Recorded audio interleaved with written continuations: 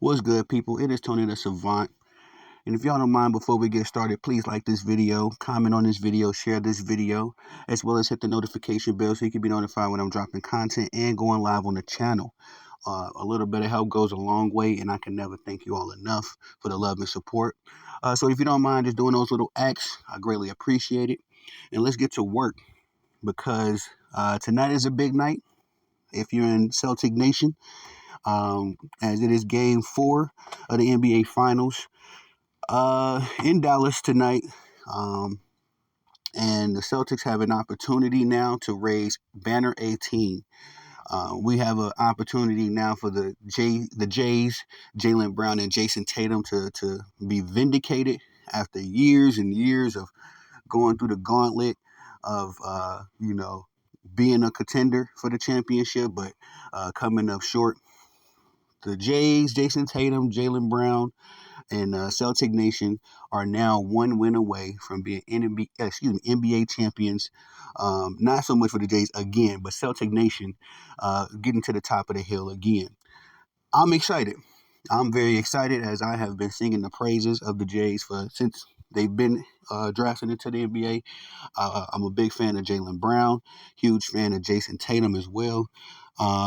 And I'm excited for these young men to be vindicated and validated, as I think they're both phenomenal talents. They don't get mentioned as far as being some of the top guys in the league, but respectfully, they right in contention, with all the other names. And I gotta say as well, Jaylen Brown has been thoroughly impressing me. I think that if he is able to get the NBA Finals MVP, then now respectfully, I feel like both Jays have been slighted, in regards to how the media judges them versus a Luka Doncic or Joel Embiid. But in the same breath, Jaylen Brown. As much as Jason Tatum has been slighted, I feel like Jaylen Brown has been slighted just a little bit more. I'm excited for him to win this Finals MVP. If he's able to get the job done, have a strong game tonight, I don't see why he wouldn't be able to win the Finals MVP and be vindicated. For his mindset. I've always said that Jaylen Brown thinks like a number one option. He has that approach, but his skill set was always a little bit more number two option, And Jason Tatum has the skill set of a number one option, but his mindset has always been more of a number two. So I think that was the biggest adjustment these two, and not just these two, but Celtic Nation overall, their schematics was able to make. As you know, it ain't about the ego. Shout out to Shaq. He gave Jaylen Brown some good advice. Shaq said he would hate to see what happened between him and Kobe happen to Jason Tatum and Jaylen Brown. And I agree. I'm in the same, I'm in lockstep with Shaq in that regard. But as well, more so and overall, all of that is Jaylen Brown, man. I would love to see him get this trophy as he was the Eastern Conference MVP, taking the Larry Bird award, a Larry Bird trophy. And I would love for him to get that. Bill Russell as well, with just, that's kind of crazy. Both the Eastern Conference and the NBA Finals awards are named after Celtics players. But it would be dope to see him get it. I wouldn't be mad if Jason Tatum get it. I wouldn't be mad if they swing surprise pick in there. Andre Iguodala 2015, and they give it to Drew Holiday or Derek White. I wouldn't be surprised to see that as well.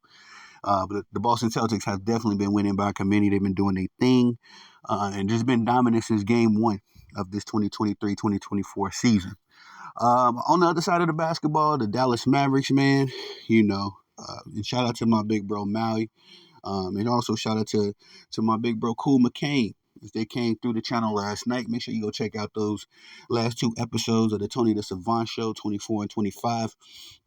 As we was able to do good work and break this game down to the molecule. This tonight is going to be solely on Luka, especially after the last game, Luka fouling out.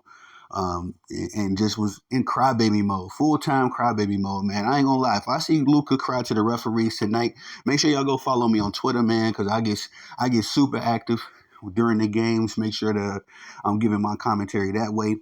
Because I used to do live gameplay calls. I can't do that, man. That's not my strength. Calling the game. Shout out to my brother Darian Hopkins, D Hop. He calls the games and he does a great, phenomenal job at it. He's my first string in that regard. If I want to hear a game called from one of the homies, me personally, I like to get on Twitter. I like to use and give my unabashed opinion. So if you don't mind, swing by Twitter if you on Twitter or X, whatever you call it, and give your boy Tony the Savannah a follow, as I will be active tonight. And like I said, if I see Luka cry one time to the referees, he's done. I'm tired of that. I'm so sick of seeing Luka cry to the referees, man. And it's just as bad as LeBron James. Shout out to Sherm. Sorry, big bro. Sherm hates you when I interject LeBron out of nowhere. But at the same time, seeing how oh shit, the Yankees and the Red Sox play tonight too. It's a big game. But I'm sorry, guys. Just seeing how LeBron over the years has cried and complained to the refs. I never thought I would see somebody worse than that. Definitely far and away, Luka is worse at that. So much so that Brian Windhorst had to flame him one good time. Shout out to Wendy. I don't usually agree with anything Brian Windhorst says, but he was on point, man. He was saying that Luka crying to the refs has been so bad that he believes is working against the Dallas Mavericks team overall. The Dallas Mavericks are probably missing out on some close calls, a couple bang bang calls that you could probably give to the Mavericks, but Luka's sitting there cussing these men out and talking to them all crazy. I don't think it's doing them any favors in that regard. The referees, they would happily, not give you those few close calls. So that's my number one adjustment for the night. Can Luka adjust his attitude? Can he just focus on balling, man? Stop going for those ticky-tack regular season fouls that you've been getting that nobody truly gets in the finals or in the NBA playoffs. In the NBA playoffs, the level of physicality as well as the schematics, all of that is raised a bit. So, excuse me. That's my number one adjustment as far as Kyrie. Kyrie did his thing in game 3. I've been tough on Kyrie as far as this playoffs goes because, I've been very impressed seeing Kyrie being able to adjust his game, fully accept that, second option role and not just accepting it, but shining in it. Kyrie has kind of straddled the line in the beginning of the games, letting Luka do his thing, and then Kyrie has fully accepted the role of closer and has done great in that department. So tonight, as tough as I've been on Kyrie, I'm not really expecting much from him because I think that as Luka goes, the Mavericks go. And so Kyrie just got to be there, man. He can't have another 6 and 19 shooting night. He can't just put up 12 or 16 points. Kyrie's got to play big. He's got to have a big scoring output, especially, for the Dallas Mavericks to keep their playoff hopes, their championship hopes alive. At this point, the back's against the wall. There is no tomorrow, to quote Creed, for the Dallas Mavericks. So you got to put it all on the line tonight as this winner go home. And like I say, this could be the last game of the 2023-2024 season. If the Boston Celtics are able to string another great performance together, and like I say, whether it's a dominant performance that we've seen in game 1, or if it's an ugly win like we've seen in games 2 and 3, Boston Celtics they're definitely capable, and I think it's going to take a miracle essentially for the Dallas Mavericks to win and keep their hopes alive. Jaylen Brown looked like he on the mission, looked like he focused, locked in. The same for Jason Tatum, the same for all these guys, man. And as I say this, ESPN got the NBA Finals scrolling on the ticker. Teams down 3-0 in the NBA Finals are 156-0. That is a crazy stat, man. Not one team is able to get over the 3-0 hill. And shout out to Maui. I believe it was Maui, or it was Cool. I'm sorry who I'm mixing it up with, but he made a good point. Dallas Mavericks at this point, they gotta leave it all on the floor for 4 games in a row, That's going to be extremely difficult to do, and essentially that's why no team has been able to come back from that deficit. You know, the Mavericks just got to string together a decent. Excuse me, the Celtics just got to string together a decent performance one more time. The Dallas Mavericks will have to do it 4 more times. But anything is possible. It definitely is sports. That's why I love it. I love the competitiveness of it. You can never count somebody out. You never could count a team out. The game ain't over until the clock reads 3 zeros.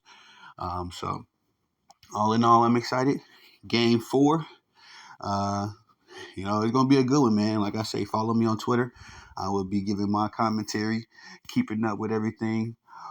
Just seeing this as well. The Liberty and the Aces are playing tomorrow, so I'm gonna link up with D Hop, man. I would probably call a game, with him or with someone like that. But again, I try to do the play calling myself.